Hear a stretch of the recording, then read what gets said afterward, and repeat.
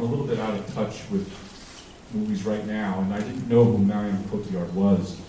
And I had become friendly with her boyfriend, and we went out to dinner in Paris, and I met her, and she and I started arguing about an actor who she loved and I thought was overrated, and she threw a piece of bread at my head. And I immediately, of course, when she mentioned that she thought I was a jerk, I of course immediately liked her as a result. And I thought she had a great face, not just physically beautiful, which she is, but haunted quality, almost like a silent film actress. I mean, I've talked about this, but she reminded me of Falconetti from the Dreyer film.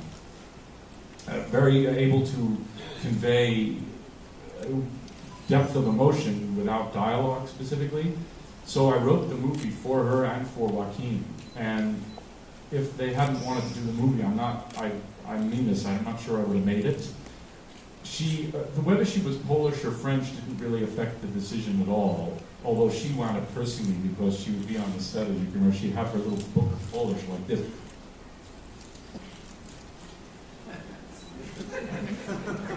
She was really stressing about getting it right.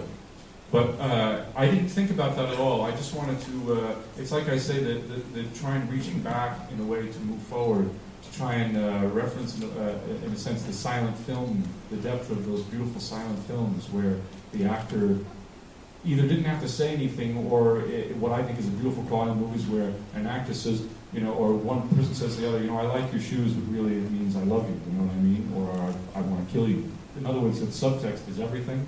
So I felt that her face was able to do that, was able to convey great meaning and emotional depth. She's very intelligent, and she's very, intuitive that way, and I loved working with her. She's one of my favorite people to work with.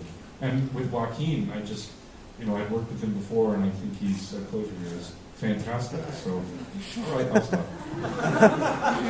I actually do like your shoes. They're kind of, you get away with it if I wore them. I made her Catholic because of the theme of the film, or one of the themes of the film that I wanted to explore, which is this idea of redemption and forgiveness, which is almost institutionalized in a way in the Catholic Church. And the idea of, of course, Madonna, all of this stuff was connected to the Catholic tradition.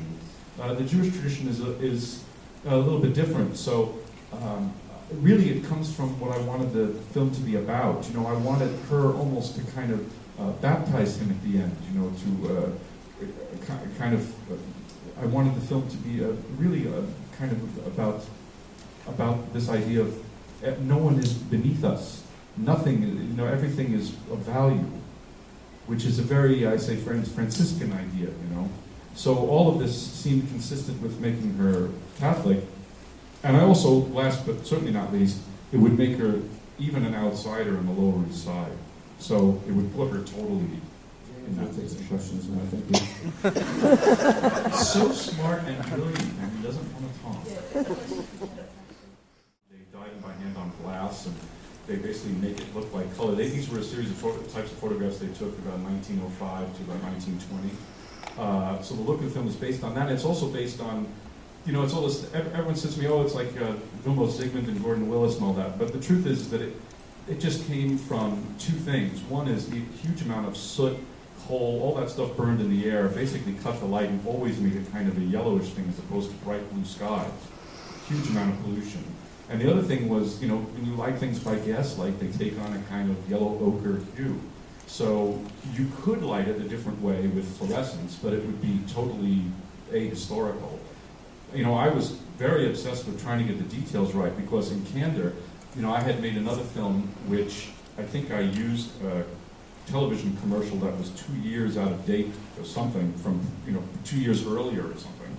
And I got raked over the coals for it by friends and critics alike, and I thought, I have these friends from New York say, that commercial didn't play anymore after 1989, what are you doing? So I became, on this movie, I was like, I'm not going to make that mistake. And of course, there's tons of mistakes, I'm sure, anyway, and I'm sure there'll be some IMDb goofs thing, about how I think it's anyway. But not just the stories from my own family, but certainly Luc Sant's book, Low Life, was a big influence, and I spent a lot of time talking to the librarian at Ellis Island. He became my best friend, And we tried to get the Enrico Caruso concert as accurate as we could, you know, based on all the stuff that I had gone through in the archives there.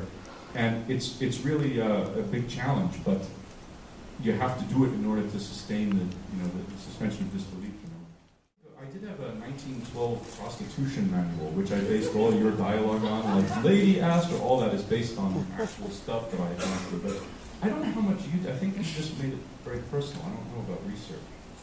Ricketts. What? Ricketts.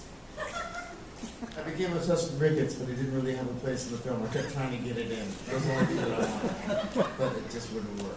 We talked about all of the research I did. You learn something new every day. We actually talked about it a number of times.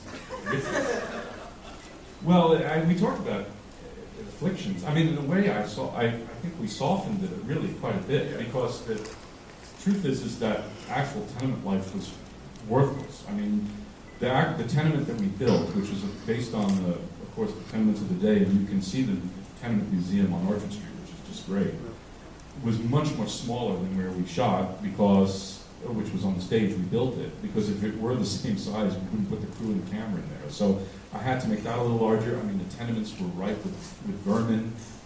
Everybody had typhus, basically, so there was a lot of, I decided that I didn't want the movie to be about that, you know. It's not an anthropological study. Every film is, I like this isn't working, is it? Oh, you did real close. Yeah, I don't know. Every film is different. I don't remember. I'd love to give you examples of how it was different, but I can't think of anything. So untrue, you were such a different actor now than you were then. Maybe that's true, James. I'm just unaware of how so. But thank you for your interest.